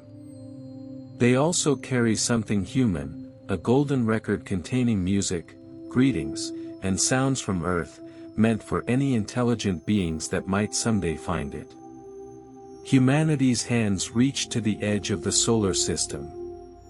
And are still reaching. On Voyager, there is a golden record. This record is a message explaining Earth. Inside, greetings in different languages of the world. 55 languages. Inside, music. From Bach to Chuck Berry. From Indian ragas to Peruvian flute. From an Azerbaijani saz to West African drums. Inside, sounds. Wind. Rain. Ocean. A baby crying. A mother's words to her baby. And inside, the coordinates of Earth. For anyone who might want to find us. This record is now in interstellar space. It may be there for millions of years. Could it one day be found by another intelligence? We don't know. But sending it was an act. Saying, we are here. We exist. We make music. We are loved. We love. This message may never receive an answer. But it needed to be sent. And generation ships. The nearest star beyond our sun is more than 20 trillion miles away. Even at the fastest theoretical speeds, a ship traveling there could take decades or centuries to arrive. No single crew could live long enough to complete the trip. So engineers and scientists imagine generation ships that carry entire communities. Children would be born, live, and die without ever seeing Earth or the destination. Schools, food systems, medical bays, and social structures would all exist inside the spacecraft. Its hull would become a world of its own, drifting between stars. The people inside might develop their own culture, laws, or beliefs. If they succeed, the descendants of the original crew will one day step out into a new star system, carrying memories of a world they never knew. It is not just a journey across space. It is a journey across time, carried forward by lives yet to be imagined. The first human to step on Mars may be alive right now. Maybe a child. Maybe a young person. Maybe still sitting in a school classroom. And one day, that person will step onto that red soil. As the first human being. And that moment will be the moment of all humanity. This step is different from the step taken on the moon. Because the person going to Mars may not return. Not physically impossible. But they may be so changed, so learned, so adapted to Mars that return becomes impossible. After years in low gravity, the body may have changed too much to readapt to Earth. That person will miss Earth. But will stay on Mars. And on that soil, they will plant the first seed. Throughout this journey we've looked at so much together. The vastness of space. The fragility and strength of the human body. Invisible threats. Unexpected beauties. The small sphere in an astronaut's eye as they cry in space. The smell of gunpowder from moon dust. The blue sunsets of Mars. The silent threat of the Kessler syndrome. The golden record on Voyager. We carried all of it. And now, in this final chapter, I want to say this. You are part of this story. Every space exploration is the product of humanity's curiosity. And that curiosity lives not just in scientists. In every sleeping, every thinking, every dreaming person. When you look at the stars through a window, you are joining humanity's space exploration. With wonder. With awe. This is enough. Now, tonight. Feel your body. The surface holding you. The air filling your lungs. Your heart beating. This is Earth. This is home. And this home is holding you every night. With invisible arms. With its magnetic field. With its atmosphere. With gravity. The universe is vast. Dark. Cold. Silent. But you, on this tiny blue dot, on the surface of this planet, are safe right now. Explorers always return. Sailors who went to distant oceans returned. Explorers who stepped onto new continents returned. And astronauts who went to space returned to Earth. And with every return, they said one thing. It was more beautiful than I knew. I hadn't realized. Tonight, the journey is over. But curiosity hasn't ended. Curiosity is like sleep. When it closes, it continues. It continues in dreams. And in the morning, it awakens again. Thank you for joining this journey. For sharing this quiet, this curiosity, this night. This small corner, this channel, exists to meet you. And every night, we'll be here for a new discovery.